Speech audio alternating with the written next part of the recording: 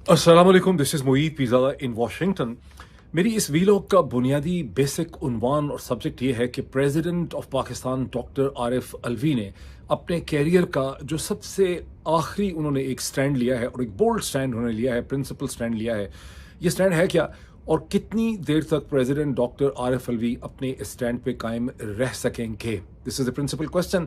और उन पे किस किस्म के प्रेशर्स हैं, पहले क्या कुछ किया गया, और इस स्टेज के ऊपर पाकिस्तानी डायस्पोरास जो अमेरिका में हैं, कनाडा में हैं, बरतानिया में हैं, ऑस्ट्रेलिया में हैं, न्यूजीलैंड में हैं और यूरोप के मुख्तलिफ मुल्कों के अंदर हैं, वो क्या पॉजिटिव रोल प्ले कर सकते हैं पाकिस्तान को उस डार्क एज से बचाने के लिए जिसमें पाकिस्तान को धकेला जा रहा है और जिसके नतीजे में खुदा न खास्ता मेरे मुंह में खाक पाकिस्तानी रियासत का जो वजूद है आने वाले सालों में, ये चीज़ें दिनों में और हफ्तों में नहीं होती, ये चीज़ें महीनों में नहीं होती, ये चीज़ें दहाइयों में होती हैं, सालों में होती हैं, लेकिन पाकिस्तानी रियासत का जो वजूद है उसका मुस्तकबिल ख़तरे में पड़ सकता है जो कुछ पाकिस्तान में किया जा रहा है और जिसकी एक क्लियरली एक्सटर्नल डायमेंशन है जिसे किसी एक वीलॉग में समझाया नहीं जा सकता। लेकिन जो लोग मुझे मार्च 2022 से मसलसल फॉलो कर रहे हैं, 500 से ज़्यादा वीलॉग्स के अंदर मैंने मुतादिद जगहों पे इस डायमेंशन को एक्सप्लेन करने की मैंने कोशिश की है, मैं कोशिश इसको करता रहूँगा, लेकिन इस स्टेज के ऊपर मैं उसमें नहीं जा रहा। लेकिन इससे पहले कि इस बुनियादी सवाल की तरफ मैं चलूँ कि प्रेसिडेंट डॉक्टर आरिफ अलवी ने क्या स्टैंड लिया हुआ है, कैसे उन्हें उस स्टैंड से हटाने की कोशिश की जा रही है, कैसे डायस्पोरास जो है वो पाकिस्तान की मदद कर सकते हैं, मेरी कुछ तजावीज़ हैं, इसको आखिर में देखिएगा, बेशक आखिर से ही फास्ट फॉरवर्ड करके देख लें।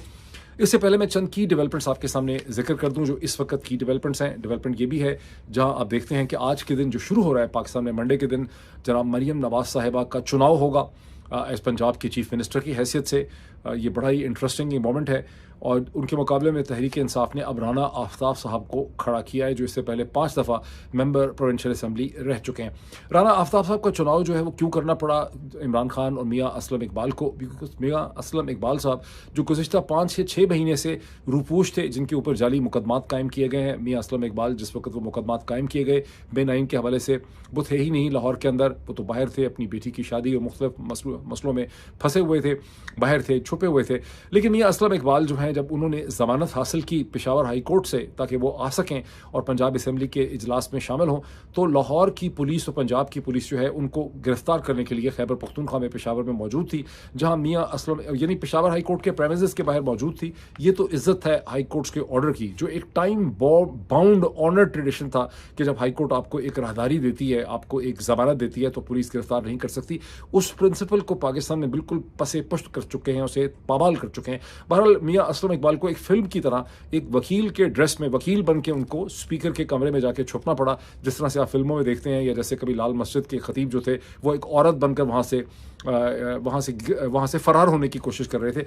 ऐसी सूरत हाल थी जिसमें मियाँ असलम इकबाल और इमरान खान ने जनाब राना आफ्ताब साहब को नॉमिनेट किया है as chief speaker, as for the chief minister के नॉमिनी। जाहिर है कि वहाँ पे मरियम ने सेलेक्ट हो जाना है आज के दिन में। सिंध के अंदर पाकिस्तान पीपल्स पार्टी ने स्पीकर और डिप्टी स्पीकर का चुनाव मुकम्मल कर लिया है जैसे कि एक्सपेक्टेड था, और वहाँ पे एक पॉजिटिव चीज़ उन्होंने की कि उन्होंने एंथनी नवीद जो हैं, जो एक क्रिश्चियन है, माइनॉरिटी से उनका ताल्लुक है, उन्होंने डिप्टी स्पीकर मुंतखब किया है। ये पहली दफ़ा है बताया जाता है कि पाकिस्तान की किसी प्रोविंशियल असम्बली का एक डिप्टी स्पीकर एटलीस्ट सिंध का जो है वो एक माइनॉरिटी में से आया है। अब आई डोंट नो कि पंजाब में कभी ऐसा हुआ है, खैबर पख्तूनख्वा में कभी ऐसा हुआ है, ये नहीं हुआ, लेकिन यहाँ पे सोचने की बात है कि ये पाकिस्तान पीपल्स पार्टी ने और आसिफ अली जरदारी ने ये एक अच्छा मैसेज भी भेजा है, लेकिन ये एक स्ट्रेटेजिकली स्मार्ट मैसेज भी है जो आप में से तमाम पढ़े लिखे लोग इसको समझ सकते हैं कि इस मैसेज की क्या सिग्निफिकेंस है। सवाल ये पैदा होता है कि इमरान खान और तहरीक इंसाफ कभी ऐसा मैसेज क्यों नहीं भेज सके? बहरहाल ज़ाहिर है क्रिश्चियन जो है उसकी एक वेस्टर्न वर्ल्ड के लिए सिग्निफिकेंस है, लेकिन मुझे क्रिश्चियन स्कॉलर ने ही एक बताया था कि पाकिस्तान की सबसे बड़ी माइनॉरिटी जो है वो हिंदू है। तो क्या हिंदू डिप्टी स्पीकर भी आते रहे हैं? मुझे पता नहीं है, लेकिन मैं सिर्फ क्वेश्चन आपके सामने छोड़ता जाता हूँ। खुर्शीद शाह साहब पाकिस्तान पीपल्स पार्टी के लीडर और जो इससे पहले लीडर ऑफ द ऑपोजिशन रह चुके हैं पिछली नेशनल असम्बली के अंदर 2018 से पहले, और उसके बाद बड़ी देर गिरफ्तार भी रहे, उन्होंने एक स्टेटमेंट दी है जो अखबारात की हेडलाइन की जीनत बनी है, जिसमें खुर्शीद शाह साहब का ये कहना है कि पाकिस्तान पीपल्स पार्टी ने अपनी डेमोक्रेटिक जिम्मेदारी में पीटीआई को अप्रोच किया था कि हम आपके साथ हुकूमत बनाने को तैयार हैं। तहम उन्होंने ये भी बड़ा क्रिटिसाइज़ किया कि इमरान खान जो है उन्होंने जो ख़त लिखा है IMF को, ये उन्होंने बड़ी ज़्यादती की, उनको ऐसा ख़त वगैरह नहीं लिखना चाहिए था वगैरह वगैरह वगैरह।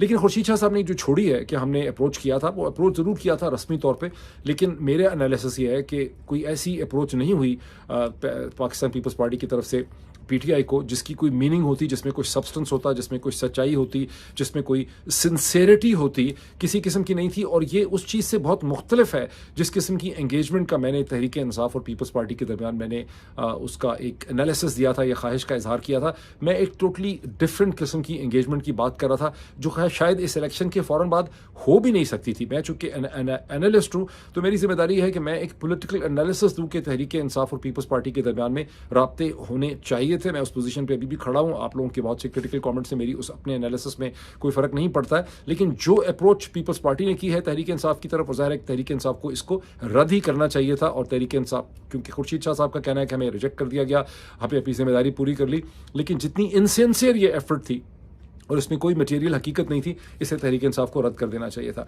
असद अली तूर जो है surprise many including my self, उन्होंने अब बहुत सीरियस एलिगेशंस लगाई हैं चीफ जस्टिस ऑफ पाकिस्तान जनाब काजी फायज ईसा साहब पे। वो एलिगेशंस आप उनके वीलॉग में देख सकते हैं, आप उनके वीलॉग ज़रूर देखें। I am impressed by his boldness. अब इसमें कुछ मेरी रिजर्वेशंस हैं।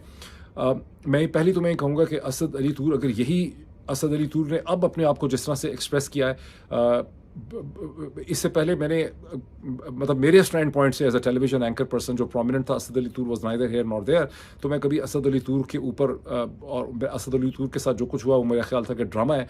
नाउ आई स्टैंड करेक्टेड, मेरा ख्याल है वो ड्रामा नहीं था, वाकई भाई लोगों ने असद अली तूर की पिटाई वगैरह की होगी। लेकिन असद अली तूर जो है, from my point of view, Asad Ali Toor has now born. अब असद अली तूर पाकिस्तान के पॉलिटिकल लैंडस्केप में एक कमेंटेटर की हैसियत से पैदा हुआ है, ये पैदा हो रहा है। तो हम अभी भी देखने की बात ये, जो जिस बोल्डनेस का असद तूर मुजाहरा कर रहे हैं, क्या ये बोल्डनेस उनकी अपनी एक कन्विक्शन है, ये एक इंटेलेक्चुअल कन्विक्शन है उनकी ईमान हज़र वगैरह की, या इसके पीछे भी कोई ग्रुप जो है वो खड़ा है जो उनको उनकी तायद कर रहा है या उनको सपोर्ट प्रोवाइड कर रहा है। ये मुझे शक इसलिए गुजरता है कि जून 2023 में जब अमेरिकन कांग्रेस के एक पैनल के सामने रेमंड हाउस ऑफिस बिल्डिंग के अंदर मैंने ये कहा था, जब उसके ऊपर ब्रैड शर्मन ने अपनी मशहूर स्टेटमेंट दी थी कि अगर किसी जर्नलिस्ट को अमेरिका के अंदर हर्ट किया गया या हार्म किया गया या निशाना बनाया गया तो this should be and will be considered. वहाँ पर स्टेट डिपार्टमेंट के ऑफिशियल बैठे हुए थे, उनको कहा था कि secretary of state Antony Blinken को ये क्लियर कर दें कि अगर ऐसी कोई चीज़ अमेरिका की सरजमीन और धरती में होती है तो this will be considered a direct attack on the United states and the sovereignty.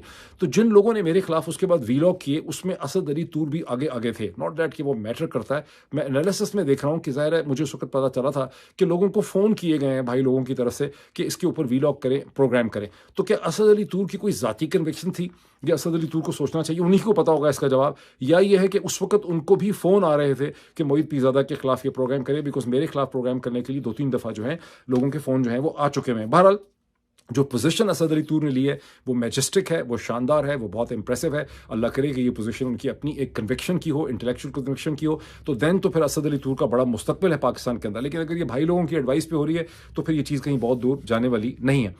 Khyber Pakhtunkhwa के अंदर जो सो कॉल्ड ऑपोजिशन की जमातें हैं, जिसमें PMLN है, PPP है, बाकी सब लोग हैं, उनकी 25 के करीब सीटें हैं, वो कह रहे हैं कि हम सुन्नी इत्तेहाद काउंसिल स्ट्रोक PTI को यहाँ पर हुकूमत नहीं बनाने देंगे, हम उसको हर तरह से रेजिस्ट करेंगे। नंबर उनके 25 है। दूसरी तरफ यह है कि 115 का जो ये असम्बली है, जो स्ट्रक्चर है 125 का प्रोविंशियल असम्बली का, इसमें 91 इंडिपेंडेंट कैंडिडेट्स हैं, by and large supported by Tehreek Insaf, जिनमें से 87 ऑलरेडी सुन्नी इत्तेहाद काउंसिल में शामिल हो चुके हैं। लेकिन अभी तक उनके मुस्तकबिल के हवाले से इलेक्शन कमीशन ऑफ पाकिस्तान ने फैसला करना है। और मुझे शक और गुमान ये है कि ये जो PMLN को उम्मीद है कि हम रास्ता रोक सकेंगे PTI स्ट्रोक सुन्नी इत्तेहाद काउंसिल का, वो इस चीज़ के ऊपर प्रेडिकेट करते हैं, उसका दारोमदार इस चीज़ के ऊपर है कि इलेक्शन कमीशन सुन्नी इत्तेहाद काउंसिल और PTI का जो मर्जर है, ये जो उसका अलायंस है, उसे एक्सेप्ट ही नहीं करेगा। और उसका एक्सक्यूज़ ये बनाया जाएगा कि सुन्नी इत्तेहाद काउंसिल के पास प्रोविंशियल असम्बली के अंदर उनका कोई मेंबर नहीं। इस चीज़ का फैसला होना है। अगर इसको आप दरमियान में से निकाल दें तो मेरा नहीं ख्याल कि PMLN PPP के पास कोई तरीका है PTI की हुकूमत का रास्ता रोकने के लिए खैबर पख्तूनख्वा में। चले अब आते हैं उस रियल इशू की तरफ, जहां प्रेसिडेंट डॉक्टर आरिफ अलवी ने अपनी ज़िंदगी का, अपने कैरियर का आखिरी उन्होंने एक प्रिंसिपल एंड बोल्ड स्टैंड लिया हुआ है। और उनके और इस वक्त PPP और PMLN के दरमियान में एक मैच जो है वो पड़ा हुआ, मैं उसको बताता हूँ। प्रेसिडेंट डॉक्टर आरिफ अलवी ने 2 दिन हो चुके हैं, उन्होंने उस समरी के ऊपर साइन नहीं किए जो नेशनल असम्बली का इजलास बुलाने के लिए उनके पास भेजी गई है। प्रेसिडेंट डॉक्टर आरिफ अलवी जो हैं वो कह रहे हैं कि प्रेसिडेंट का प्रेरोगेटिव है, कॉन्स्टिट्यूशनल राइट है कि वो 15 दिन तक साइन ना करे, उसे रोक सकता है। सूरत हाल ये है कि प्रेसिडेंट के आगे पीछे जितनी भी मशीनरी है प्रेसिडेंट हाउस के अंदर, प्रेसिडेंट तनहा है, प्रेसिडेंट के आगे पीछे जितनी भी मशीनरी है और प्रेसिडेंट को जो मिनिस्ट्री की एडवाइस मिलती है लॉ मिनिस्ट्री की, वहाँ पे हर जगह पे चौधरी निज़ामुद्दीन साहब का भाई लोगों का कंट्रोल है और वो मसलसल प्रेसिडेंट को ये कह रहे हैं कि आप इसको रोक नहीं सकते, मैक्सिमम आप इसको 29 फरवरी तक इसको रोक सकते हैं। इसकी क्या वजह है, 29 फरवरी की क्या अहमियत है? इसहाक डार साहब ने, जो पाकिस्तान की पता नहीं कितनी दफ़ा फाइनेंस मिनिस्टर रह चुके हैं और नवाज शरीफ साहब के समधी हैं, उनके रिश्तेदार हैं, ये वो एक डिनेस्टिक फैमिली सेटअप का ये एक इंपॉर्टेंट कैरेक्टर है डार साहब। तो डार साहब ने बड़ा एक सख्त स्टेटमेंट दी है प्रेसिडेंट अलवी के हवाले से और उन्होंने कहा है कि प्रेसिडेंट अलवी जो कुछ कर रहे हैं वो गलत है और 21 दिन में कॉन्स्टिट्यूशन के कहता है कि इलेक्शन होने के 21 दिन के अंदर अंदर आपको असम्बली का इजलास बुलाना है। ये चीज़ प्रेसिडेंट पर भी वाजिब है कि गवर्नर्स पर भी वाजिब है। गवर्नर्स का उन्होंने जिक्र इसलिए किया है कि गालिबन गवर्नर्स के हवाले से कॉन्स्टिट्यूशन में ज़्यादा एक्सप्लिसिट ये चीज़ जो है वो लिखी गई है। प्रेसिडेंट की क्या एक्सप्लेनेशन है? प्रेसिडेंट की एक्सप्लेनेशन और आर्गुमेंट ये है कि नेशनल असेंबली में चूंकि रिजर्व सीट्स का तयन नहीं किया गया पीटीआई का इसका सुन्नी इत्तेहाद काउंसिल का, इसलिए ये असेंबली अभी प्रॉपरली कॉन्स्टिट्यूट नहीं हुई, ये फुली फॉर्म्ड असेंबली नहीं है। यही आर्गुमेंट अप्लाई करता था पंजाब के अंदर, जहां पर स्पीकर सप्तान जो है उनको इस चीज़ को अप्लाई करना चाहिए था, लेकिन स्पीकर सप्तान और गवर्नर जो है वो डर गए। गवर्नर तो खैर थे भी बलीगुर रहमान साहब, लेकिन स्पीकर साहब जो है उन्होंने सरेंडर कर दिया, जिसकी बहुत सी तनकीद आप सुन चुके होंगे। वरना पंजाब असेंबली का भी असल में कानूनी और आईनी तौर पर इजलास जो है वो नहीं होना चाहिए था, जिसमें अब आज के दिन के अंदर जनाब मोहतरमा मरियम नवाज साहबा को एज चीफ मिनिस्टर सेलेक्ट करने की कोशिश की जा रही है, ज़ाहिर कर लिया जाएगा। मैं आपको ये बता सकता हूँ कि मुझे एक बहुत ही क्रेडिबल सोर्स ने ये बताया है कि चौधरी निज़ामुद्दीन के लोगों ने प्रेसिडेंट डॉक्टर आरिफ अलवी को बहुत सख्त वार्निंग कन्वे कर दी है और उनको कहा है कि अगर आप हमारे स्क्रिप्ट के हिसाब से नहीं चलेंगे तो हम आपका हशर नशर कर देंगे, बड़े कॉन्सिक्वेंसेस होंगे आपके लिए, आपकी फैमिली के लिए, आपके घर वालों के लिए, और हमारे पास बहुत मवाद है आपके हवाले से। अब वो मवाद क्या है कि प्रेसिडेंट की जवानी की कोई उन्होंने डेंटिस्टिक क्लिनिक के अंदर की वीडियोस रखी हुई हैं कि किसी अफेयर की माशरे की, हमें नहीं पता, लेकिन बहरहाल ये मैसेज प्रेसिडेंट को कन्वे किया गया। अभी तक तो प्रेसिडेंट खड़े हैं, कितनी देर तक खड़े रहते हैं ये नहीं पता।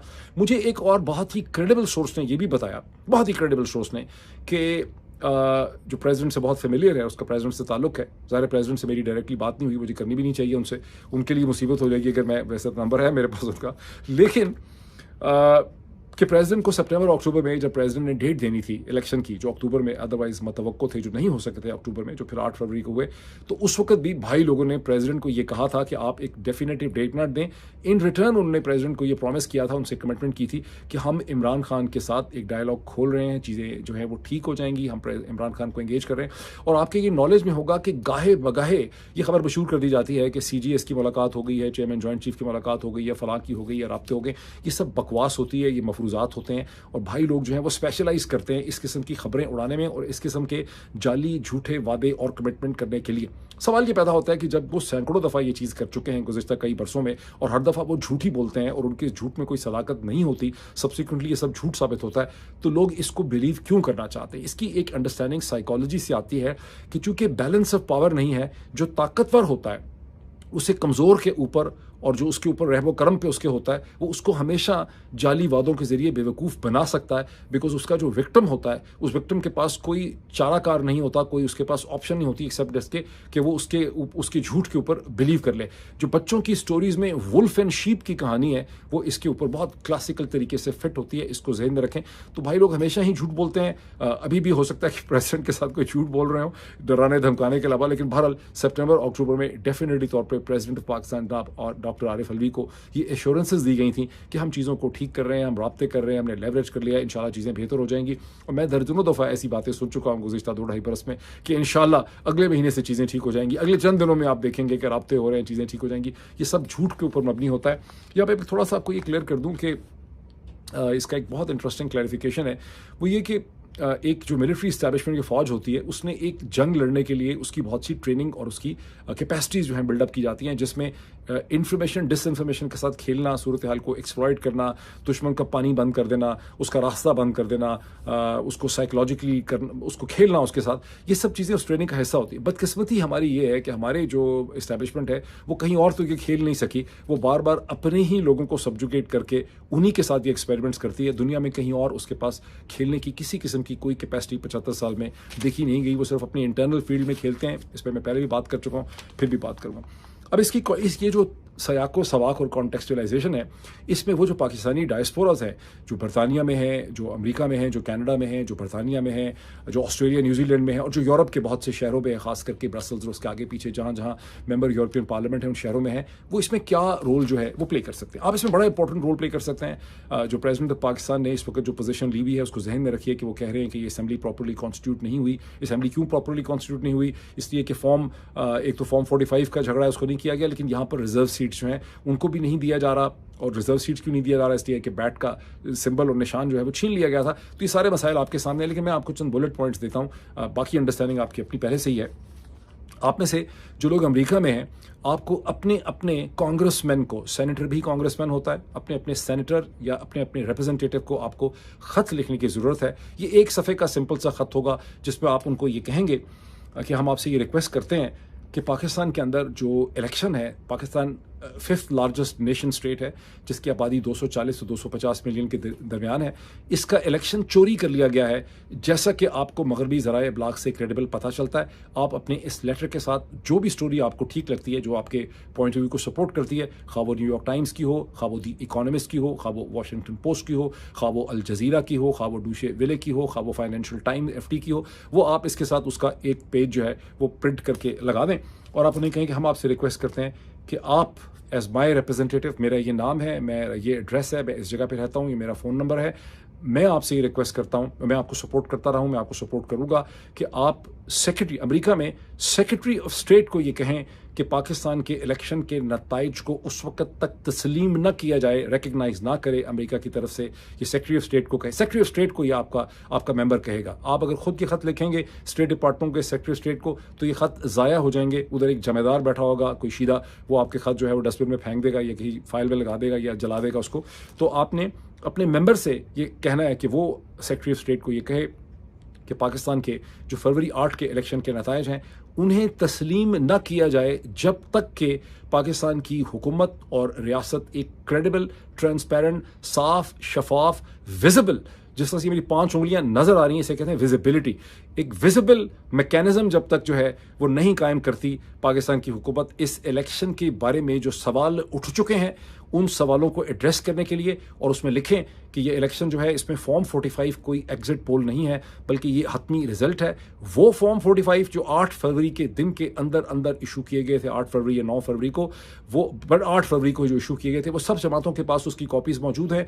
और फॉर्म 47 जाली बनाए गए हैं। यहाँ पर सिर्फ मैथमेटिकल एग्रीगेट बनाना था फॉर्म 45 का कि 200-300 फॉर्म 45 की कैलकुलेशन से फॉर्म 47 बनता है। जब तक एक क्रेडिबल मैकेनिज्म नहीं बनता, एक इंटरनेशनली मॉनिटर्ड मैकेनिज्म बनना चाहिए जो इन रिजल्ट्स के नताइज को देखे। जब तक नहीं देखा, अमेरिका जो है उसे इन नताइज को रिकग्नाइज नहीं करना चाहिए। इसकी पहले बड़ी प्रेसिडेंस एग्जिस्ट करती है। मैंने अपने पिछले व्लॉग्स में आपको बताया कि वेनेजुएला के 2018 के इंतखाबात जिसमें प्रेसिडेंट निकोलस मडोरो जो हैं वो इलेक्ट हुए। निकोलस मडोरो को वहाँ की फ़ौज की सपोर्ट हासिल है और उनको अमेरिका, बरतानिया और यूरोपियन यूनियन के ममालिक ने उस इलेक्शन को तस्लीम नहीं किया, जिसकी वजह से बाद में जब उनको इवन पेंडेमिक में $5 बिलियन मांगने थे, फिर $4 बिलियन मांगने थे, बावजूद इसके एक SDR, स्पेशल ड्राइंग राइट्स, उनके SDR एग्जिस्ट करते थे वेनेजुएला को IMF ने वो पैसे जो हैं वो नहीं दिए थे। तो इसको जहन में रखें। और अब आप ये कहेंगे क्या, और उसकी वजह क्या है? That it is contingent upon, IMF का एक्सक्यूज़ यह था कि चूंकि अमेरिका और बहुत से वेस्टर्न कंट्रीज़ जो हैं उन्होंने वेनेजुएला के इलेक्शंस को एक्सेप्ट नहीं किया। मैंने आपको पिछले व्लॉग में दिखाया था कि कैसे रायन ग्रिम जो ब्यूरो चीफ हैं इंटरसेप्ट के, उन्होंने ट्वीट किया कि हालांकि वेनेजुएला के इंतखाबात जो हैं according to the American media's information बहुत ज़्यादा क्लीन थे, साफ थे, क्रेडिबल इलेक्शन थे, पाकिस्तान के जो करप्शन वाले इलेक्शन थे घटिया, उनसे वो बहुत बेहतर थे, लेकिन उनको नहीं माना गया था for reasons of Jio strategy. और तो यहाँ आपने ये कहना है कि आपने इसको रिकग्नाइज नहीं करा। इसकी अहमियत क्या है कि जब अगर बहुत से वेस्टर्न ममालिक, अमेरिका खास करके, अगर अमेरिका, बरतानिया, Australia, New Zealand, European union, Canada, ये अगर पाकिस्तान के इंतखाबात को रिकग्निशन नहीं देते, उसको एक्सेप्ट नहीं करते, और ये करेंगे, ये तो जाहिर है कि आपको पता है इसके सारे बैकग्राउंड क्या है, ये नहीं करते तो फिर IMF जो है वो उस प्रोग्राम के साथ आगे प्रोसेस नहीं कर सकती। हम हरगिज़ ये नहीं चाहते कि पाकिस्तान को पैसे ना मिले, हम चाहते हैं कि पाकिस्तान को पैसे मिले, हम सब चाहते हैं कि पाकिस्तान को पैसे मिले। मकसद IMF के प्रोग्राम को रोकना हरगिज़ नहीं है। जो प्रोपेगेंडा करने वाले हैं सारे वो उसको इस तरह से प्रेजेंट कर रहे हैं। मकसद सिर्फ ये, और जिसकी खातिर इमरान खान ने खत लिखा है, मकसद ये है कि IMF बताए उनको बिहाइंड द सीन्स कि भाई जब तक आप अपनी इस शिट को क्लीन नहीं करेंगे, जो गंद आपने किया है 8 फरवरी को, जिस तरह से आपने इलेक्शन चोरी किया है, जब तक आप इसके ऊपर ट्रांसपेरेंट मैकेनिज्म नहीं बनाते, हमारे लिए बड़ी एम्बेरसिंग किस्म की सिचुएशन है। हमने वेनेजुएला को भी IMF के प्रोग्राम का हमने नहीं दिया था इन्हीं ग्राउंड्स में, तो IMF की पोजीशन बहुत खराब हो जाती है। अमेरिका की भी खराब होती है, कनाडा की भी खराब होती है, यूरोपियन यूनियन की भी खराब होती है, बरतानिया की भी खराब होती है, ऑस्ट्रेलिया की भी खराब होती है, न्यूजीलैंड की भी खराब होती है, जर्मनी की भी खराब होती है। आप देख लें कि कौन से इस वक्त IMF के बोर्ड के 15 जो मेंबरान हैं वो कौन कौन से। तो इस सिचुएशन को समझें, ये एक टेक्निकल इशू है जिसके अंदर आप खेल सकते हैं। अगर आप बरतानिया में हैं तो आप अपने मेंबर पार्लियामेंट को लिखेंगे कि मेंबर पार्लियामेंट वहाँ के जो फॉरेन सेक्रेटरी हैं, जो इस वक्त डेविड कैमरन है, उन्हें इसे कहते हैं, वो लिखें, क्योंकि वो उनके, और डेविड कैमरन को लाया इसलिए गया है कि अंग्रेज़ों को लग रहा था कि प्राइम मिनिस्टर जो है वो हमारा जो है वो अंग्रेज़ नहीं है। ये मैं आपको अंदर की बात बताऊं, मुझे किसी ने बताई है, बहुत ही क्रेडिबल सोर्स ने, कि उनको लग रहा था कि प्राइम मिनिस्टर हमारा जो है वो ठीक नहीं लग रहा, गोरा होना चाहिए, तो इसलिए एक बहुत ही पावरफुल फॉर्मर प्राइम मिनिस्टर को सेक्रेटरी ऑफ स्टेट के तौर पर वहाँ पर लाया गया है। ऋषि सुनक से ज़्यादा अथॉरिटी इस वक्त डेविड कैमरन वहाँ पर एक्सरसाइज कर रहे हैं। तो आप बरतानिया में हैं तो आप वहाँ के फॉरेन सेक्रेटरी को आपका मेंबर पार्लियामेंट लिखेगा। और बरतानिया में अपने आप को कमज़ोर ना समझें, क्योंकि अक्सर जिक्र हमारा नॉर्थ अमेरिका के हवाले से होता है। बरतानिया के अंदर पाकिस्तानी कम्युनिटी अरसे से पॉलिटिकली एक्टिव है। अमेरिका में तो पाकिस्तानी कम्युनिटी को अभी कोई होश आ रही है, कोई सांस आ रहा है, कोई ऑक्सीजन इनको मिल रही है। ये कभी भी पॉलिटिकली एक्टिव नहीं रहे। ये फजूल इस्टेब्लिशमेंट पाकिस्तान के कॉजेज़ की खातर अपना पैसा ज़ाया करते रहे कि हमें एयरपोर्ट पर कोई रिसीव कर लेगा, हमारी तस्वीरें ड्राइंग रूम में खिंचवा के रख लेंगे पाकिस्तानी पॉलिटिशियन की। तो इन्होंने यही कुछ किया, ये कुछ कर नहीं सके आज तक। ये पहली दफ़ा है कि गुज़िश्ता 2 बरस में, और इन्होंने जो कुछ भी किया उसकी कोई सम टोटल नहीं था। सॉरी टू से, मैं किसी को खुश नहीं यहाँ पे कर सकता, कोई सम टोटल नहीं था पाकिस्तानी अमेरिकन कम्युनिटी का। It is only in the last 22 months के पाकिस्तानी अमेरिकन कम्युनिटी को अपनी अहमियत का एहसास हो रहा है, और ये बहुत इंपॉर्टेंट रोल जो है वो तारीख में प्ले कर सकते हैं पाकिस्तान को बचाने के लिए और एक बेहतर पाकिस्तान क्रिएट करने के लिए। लेकिन ब्रिटेन के अंदर जो पाकिस्तानी कम्युनिटी, उसका बड़ा रोल है, बिकॉज आपका जो रिलेशनशिप था अपने मेंबर पार्लियामेंट के साथ वो बड़ा ऑर्गेनिक है और वो बड़ा पुराना है। वो 1960 से चला आ रहा है, जब एशियन वोट मैटर करने लग गया, जब आपके एशियन लोग जो हैं वो काउंसलर बनने लग गए। फिर उसके बाद 1980s में जब वो मेंबर पार्लियामेंट बनने लग गए, जब हाउस ऑफ लॉर्ड आपने क्रिएट किया, तो अब आपने उन रिलेशनशिप को यूज़ करना है। एक खत आपने लिखना है, साथ आपने इकोनॉमिस्ट की एक स्टोरी लगा देनी है। यही चीज़ मैं कहता हूँ कनाडा के पाकिस्तानी अमेरिकन कम्युनिटी के लिए, ऑस्ट्रेलिया के लिए, न्यूजीलैंड के लिए, और यूरोप में जहाँ जहाँ आपको अपने मेंबर यूरोपियन पार्लियामेंट MEP तक एक्सेस है, यही एक्सरसाइज आपने वहाँ पे करनी है। और इसमें एक चीज़ बहुत इंपॉर्टेंट है कि आपने कहना क्या है इसमें, अगर आपको मौका मिलता है जुमलों में आप ये कह दें फॉर्म 45 के अलावा, कि अगर आप ये नहीं करेंगे तो पाकिस्तान जो कि 5th लार्जेस्ट नेशन स्टेट है, वहाँ पे डेमोक्रेसी के बजाय एक डार्क एज आएगी। वहाँ पर एक जनरल्स कंट्रोल्ड, एक मिलिट्री कंट्रोल्ड जाली हुकूमत खड़ी की जा रही है, ऐसे लोगों की जो करप्ट हैं, क्रिमिनल हैं, और वो पाकिस्तान को मजीद पॉलिटिकल इंस्टेबिलिटी का शिकार कर देंगे। अंडर दी सर्कमस्टेंसेस अगर पाकिस्तान को IMF प्रोग्राम भी मिलता है तो वो IMF प्रोग्राम मजीद पाकिस्तान के कर्ज़ों में इजाफा करेगा, पाकिस्तान की जो माशी बदहाली है उसमें इजाफा करेगा। माशी बदहाली जो है वो फिर पॉलिटिकल इंस्टेबिलिटी पैदा करेगी, और पॉलिटिकल इंस्टेबिलिटी को ख़त्म करना पोस्ट वर्ल्ड वॉर ऑर्डर, जो पोस्ट वॉर ऑर्डर जिसे कहते हैं, पोस्ट वॉर ऑर्डर के जो ब्रेटन वुड इंस्टीट्यूशंस बनाए गए थे और जो सारा का सारा लिबरल डेमोक्रेटिक थ्योरी है, वो यही है कि आपने वेस्ट की पावर को यूज़ करना है। यही वजह है यूक्रेन की जंग की, यही रेजिस्टेंस है चाइना के खिलाफ कि आपने लिबरल डेमोक्रेटिक ऑर्डर को सपोर्ट करना है। तो अगर आप ये नहीं करेंगे, और पाकिस्तान जो कि 5th लार्जेस्ट नेशन स्टेट है उसमें अगर आप एक जाली इलेक्शन का रास्ता नहीं रोकेंगे, वहाँ पे इलेक्शन के रिजल्ट्स की स्क्रूटनी नहीं करेंगे, तो आप इस इंपॉर्टेंट मुल्क के अंदर जो 5th लार्जेस्ट नेशन स्टेट है, 240 to 250 मिलियन पीपल इंडोनेशिया के बाद, उसमें आप जमहूरियत को दफन कर देंगे। और इस मुल्क में ऐसी एक नफरत और पोलराइजेशन पैदा होगी कि ईरान की तरह की सूरत हाल जो है यहाँ पे पैदा हो सकेगी। ये चीज़ समझें आप, अगर लिख ना भी सकें तो ये एक इंपॉर्टेंट पॉइंट है, इसको जिस तरह से भी आप इसमें लिखते हैं। इसमें एक और भी चीज़ है कि यू मस्ट अफर्म कि आपकी सॉलिडली आप कमिटेड हैं, सिंसियरिटी से कमिटेड हैं to the democracy of Pakistan. आपका जो रिलेशनशिप है अमेरिका के साथ, कनाडा के साथ, बरतानिया के साथ, ऑस्ट्रेलिया, न्यूजीलैंड और पूरे यूरोपियन यूनियन के साथ, वो आपका रिलेशनशिप डेमोक्रेटिक रिलेशनशिप है, ह्यूमन राइट्स का रिलेशनशिप है, डेमोक्रेसी का रिलेशनशिप है, फ्रीडम ऑफ एक्सप्रेशन का आपका रिलेशनशिप है। इसमें सिर्फ एक पॉइंट मैं और कह दूँ कि जो कुछ भी पाकिस्तान में हो रहा है ये अब कोई समझाने की बात नहीं रह गई है। ये बात बड़ी वाज़ेह है कि इसकी एक स्ट्रॉन्ग एक्सटर्नल डायमेंशन है, और जो कुछ हो रहा है इसका ताल्लुक इंडिया, चाइना और चाइना कंटेनमेंट पॉलिसी के साथ है। लेकिन ये भी आप समझना ज़रूरी है 2 साल के एक्सपीरियंसेस के बाद कि चीन का पाकिस्तान के लोगों के साथ कोई किसी किस्म का कोई ह्यूमन रिलेशनशिप ना कभी था, ना है, ना उसके कोई चांसेस हैं। उनका सारा का सारा रिलेशनशिप पाकिस्तानी स्टेट के साथ है। वहाँ कोई भी प्राइम मिनिस्टर हो, कोई भी प्रेजिडेंट हो, कोई भी जनरल वहाँ पर बैठा हो, कोई भी रियासत का ढांचा हो, उनको उस रियासत के ढांचे के साथ ही सरोकार है। उनको पाकिस्तान पाकिस्तान के लोगों के मुस्तकबिल में किसी भी किस्म का कोई इंटरेस्ट नहीं है। चीन पाकिस्तान को सिर्फ एक जोग्राफिकल लैंड ट्रैक के हैसियत से देखता है, जो उसको वेस्टर्न हेमिस्फीयर में, उसके वेस्टर्न बॉर्डर्स के ऊपर स्ट्रेटेजिक स्टेबिलिटी देती है और उसे एक्सेस देती है to the warm waters of the Arabian sea, of the Indian ocean, and also access to Afghanistan and central Asia. ये सिग्निफिकेंस है पाकिस्तान के पूरे 24-25 करोड़ लोगों की चीन में। अगर चीन की ये थिंकिंग है हमारे बारे में, जो समझना बहुत मुश्किल नहीं है, तो फिर हमारी भी थिंकिंग अपने डेमोक्रेटिक इंटरेस्ट में हो। हमें जमहूरियत चाहिए, हमें इंसानी हकूक चाहिए, हमें फ्रीडम ऑफ एक्सप्रेशन चाहिए, हमें एक मुल्क चाहिए जिसमें ट्विटर, फेसबुक, यूट्यूब काम करते हों, हमें वो। और हमारे वैसे भी लोग जो हैं उनका मगरब के साथ एक रिलेशनशिप है। By the way, it's an irony कि जनरल बाजवा का एग्जैक्ट आर्गुमेंट भी यही था, लेकिन उसी आर्गुमेंट को अब आप भी प्ले कर सकते हैं।